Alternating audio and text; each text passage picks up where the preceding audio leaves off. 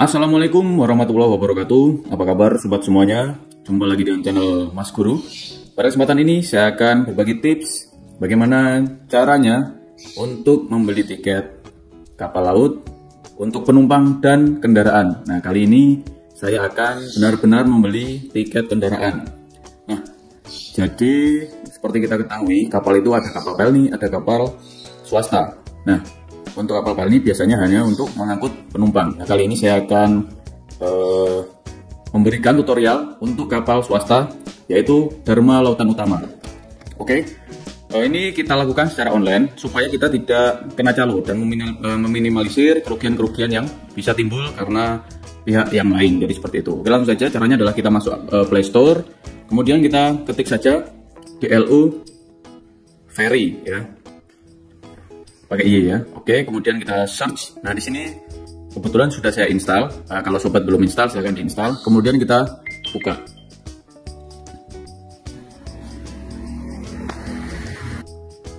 Oke sobat, kita lanjutkan ya. Di sini bisa kita lihat tampilannya, ada banyak sekali ya. Sobat, kalau belum memiliki akun, ya didaftarkan dulu. Cara daftarnya simpel, seperti sobat kalau mendaftar Facebook atau medsos seperti itu. Jadi disiapkan email ya, nanti passwordnya dimasukkan, diikuti aja langkah-langkahnya. Karena ini saya sudah mendaftar, sudah punya akun, jadi tampilannya seperti ini ya. Di profilnya ini kalau diklik sudah muncul profil saya. Oke, kemudian apa keuntungan kalau kita menggunakan aplikasi ini? Nah, perlu diketahui ini adalah aplikasi resmi ya, aplikasi resmi dari PT DLU. Jadi kan ada tuh kalau kita beli di Traveloka, beli di tiket.com dan lain sebagainya. Nah, itu kan pihak kedua. Kalau ini benar-benar aplikasi 100% asli dari PT DLU. Jadi seperti itu ya sobat. Nah, caranya adalah kita langsung saja kita praktekkan untuk pesan tiket ya. Nah, sebelum kita pesan tiket, nanti tiket sobat itu di bagian cek booking sini ya, kalau sudah pesan ya, muncul di sini nanti ya. Nanti kita coba. Nah, oke, sebelum kita pesan saya jelaskan dulu ya sobat kalau pengen tanya-tanya. Nah, di sini dari bawah aja peraturan pelayanan, ini bisa dibaca sendiri ya kalau peraturan pelayanan. Kalau hubungi kami, nah ini kontak-kontak yang bisa dihubungi, sobat tinggal pilih saja dihubungi kami di sini. Nah, sobat di daerah mana tinggal disesuaikan, kemudian bisa dihubungi nomor-nomor yang ada di situ. Misal sobat di Bawean ya sudah dihubungi kontak person yang ada di Bawean. Kalau di Gilimanuk ya Gilimanuk. Misal mau tanya apa ya, terserah mau yang pengen diketahui apa ya, ada semua di situ ya kontak-kontaknya. Nah, kemudian kita lanjut ke pesan tiket. Caranya adalah kita pilih di pilihan pesan tiket seperti ini. Tik. Nah, oke. Nah, di sini mohon maaf melebihi batas pencarian ya ternyata. Kita coba lagi. Nah, tidak muncul ya. Coba kita tutup dulu. Oke sobat, tadi kita sudah coba ya, kita tutup dulu. Sekarang kita coba kita ulangi pesan tiketnya apakah sudah bisa. Nah, langkah pertama adalah kita pilih pesan tiket di sini ya. Oke, sudah muncul. Nah, di sini di bagian paling atas itu kita pilih saja jenis tiket, itu semua jenis saja ya. Ya kalau sobat penumpang ya penumpang aja nggak apa-apa, tapi lebih baik semua jenis. Nanti muncul semua nggak apa-apa, bisa dipilih di saat pencarian ya. Kemudian kota asal kita tentukan, di sini banyak sekali kota asal ya, bisa disesuaikan. Sobat mau yang dari mana ke mana disesuaikan ya. Saya kebetulan dari Surabaya mau ke Kalimantan Tengah, tepatnya Kumai. Nah, kemudian kota tujuan kita tentukan juga ya di sini. Nah, tinggal diklik aja segitiga terbalik, nanti akan muncul destinasi-destinasi tujuannya kemana aja. Nah, seperti itu, kemudian tinggal diklik aja dan terpilih. Nah, untuk tanggal keberangkatan itu dipilih saja tanggal hari ini ya. Hari ini maksudnya hari sobat buka tiket ya. Hari ini kebetulan tanggal 12, jadi kita pilih tanggal 12. Kemudian kita pilih oke. Karena nanti semua tiket di depannya akan muncul semua ya. Jadi seperti itu. Tanggal 13, 14, 15 dan seterusnya itu akan muncul ya. Jadi nanti tinggal menyesuaikan tanggal berapa sobat mau. Nah, kelas penumpangnya dipilih semua saja ya. Semua aja, semua jenis kendaraannya dipilih semua jenis, kelas kamarnya juga pilih semua jenis saja. Oke, setelah itu kita pilih cari. Nah, namun sebelum kita cari jadwal, saya ingin menggarisbawahi kepada sobat, karena beberapa kali ada yang bertanya untuk tiket kendaraan ya. Nah, untuk tiket kendaraan itu sobat yang diperlukan apa mas? Yang diperlukan itu cuma STNK saja. Namun harus ditekankan STNK saya sarankan harus hidup ya, jadi pajaknya harus hidup. Nah, apakah perlu bawa BPKB? Tidak perlu bawa BPKB karena sobat bukan mau pajak 5 tahunan ya. Jadi naik kapal itu seperti kita kalau mau berkendara di jalan raya seperti itu ya. Jadi yang diperlukan apa? STNK.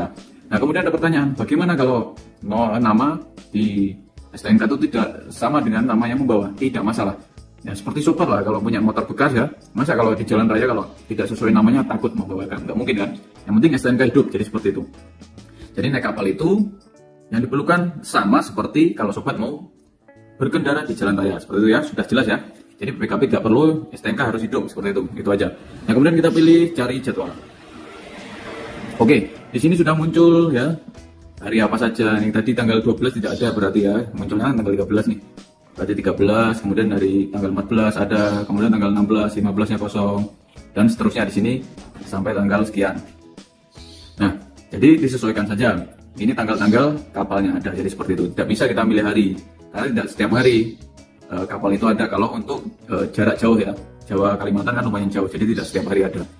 Hari tertentu kadang ada, kadang tidak, jadi seperti itu.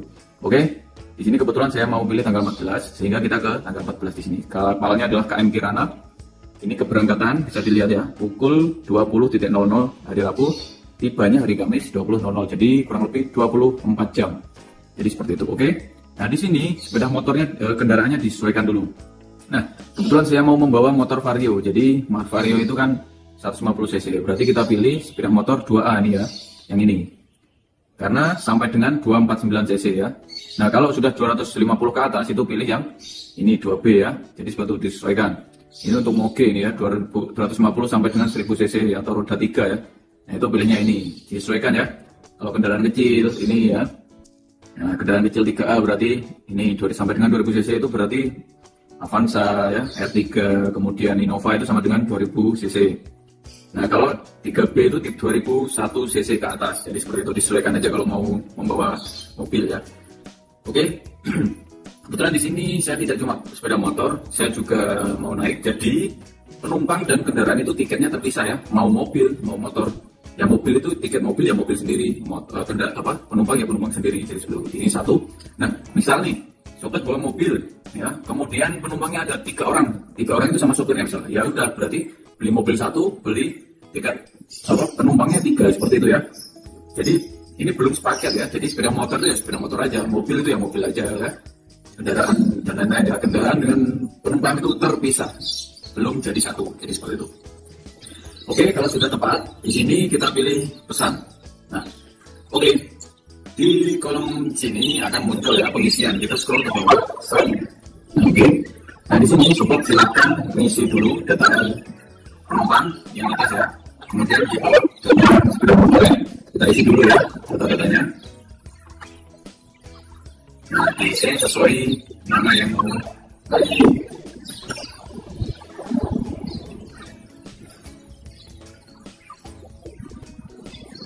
Nah ini kota tempat ini.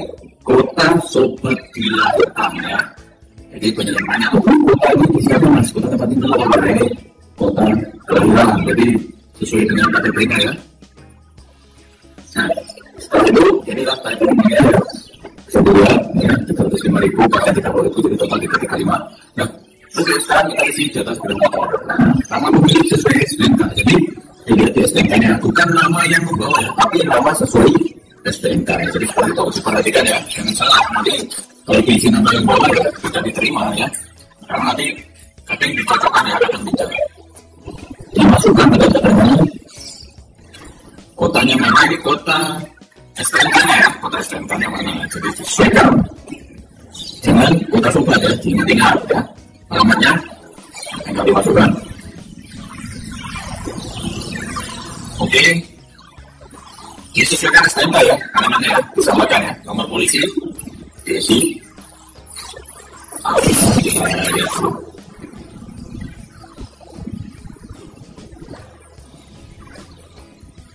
Oke, ini kosong itu polisi ya, kalau polisi itu berarti ya, sama aja tiketnya harganya. Kalau motor ini kan terisi pun kan tidak terlalu banyak ya, ini kebetulan dia kosong jadi sampai kosong aja.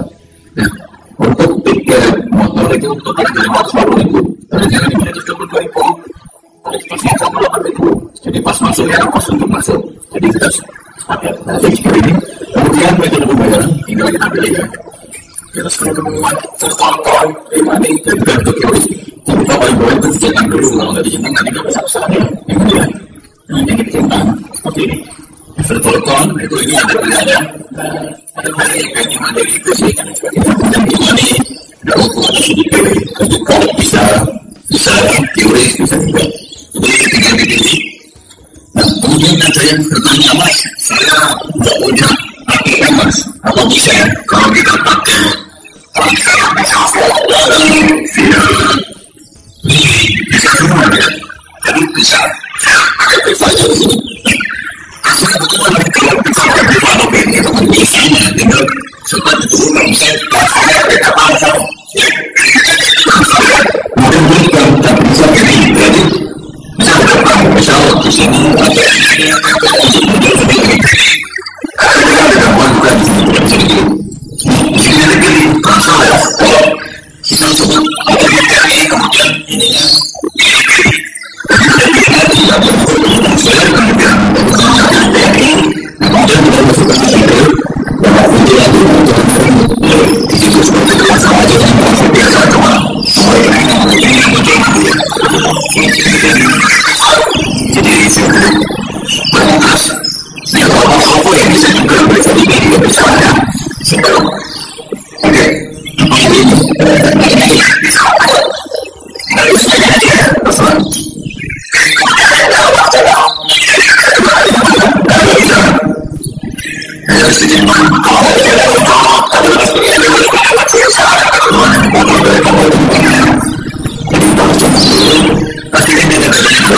kemudian kita boleh oke di sini sudah muncul ya pemasarannya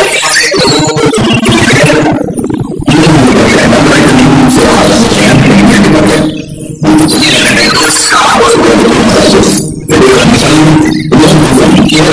sama bisa dari transaksi di sini kalau misalnya tidak usah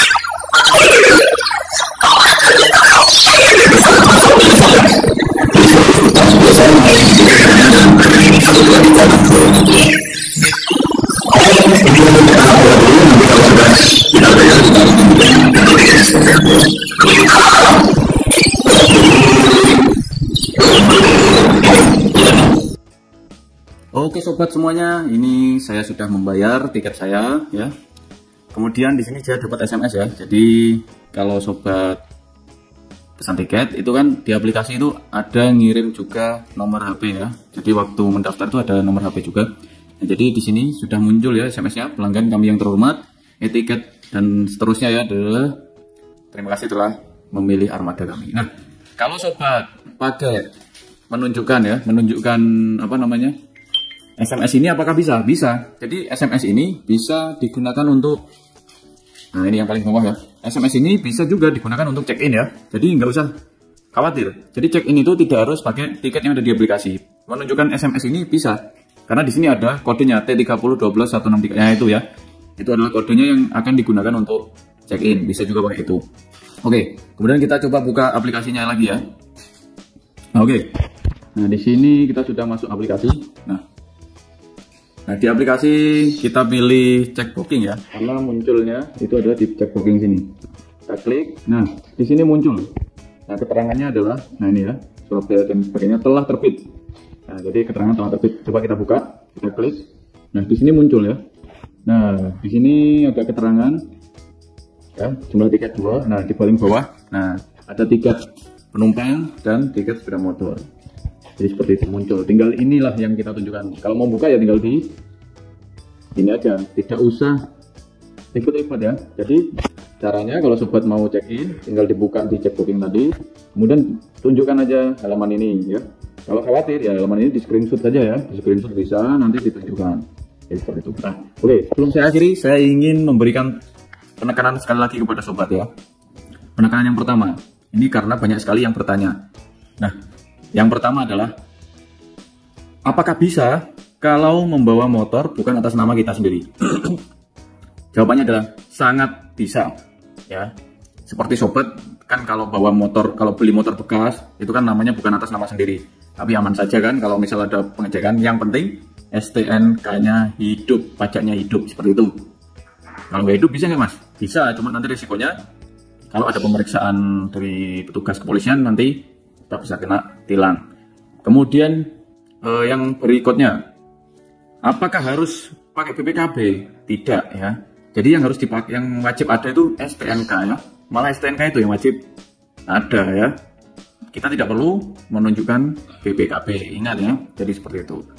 Oke, kemudian pertanyaan berikutnya, apakah kita wajib menggunakan surat jalan? Nah, kadang saya beberapa tahun ini ya sudah membawa motor, itu terakhir kali dicek surat jalan itu tahun 2019. Itu untuk Surabaya ya. Saya dari Surabaya ke Bumai itu dicek surat jalan tahun 2019. Nah kemudian kalau kita tidak cari gimana? Ya nggak usah cari, nggak apa-apa. Nanti di sana akan ada petugas kepolisian yang membuatkan surat jalan kalau kita belum membuat. Kalau kita mau membuat surat jalan ya kita ke polsek terdekat pelabuhan, jadi seperti itu. Oke, mungkin cukup sekian video tips tutorial kali ini ya. Sudah sangat jelas ya kira. Semoga bermanfaat untuk sobat yang pengen keluar pulau menggunakan kendaraan atau tidak ya. Jadi tinggal menyesuaikan saja kalau menggunakan kendaraan ya seperti tadi caranya, kalau tidak ya tinggal menyesuaikan saja, jadi seperti itu. Oke, cukup sekian video tutorial kali ini, semoga bermanfaat. Mohon maaf kalau ada kekurangan ya. Kalau ada pertanyaan silahkan tinggalkan di kolom komentar, nanti pasti saya jawab ya. Saya usahakan saya jawab, kalau saya tahu pasti saya jawab. Oke, akhir kata wassalamualaikum warahmatullahi wabarakatuh. Salam jos gandos.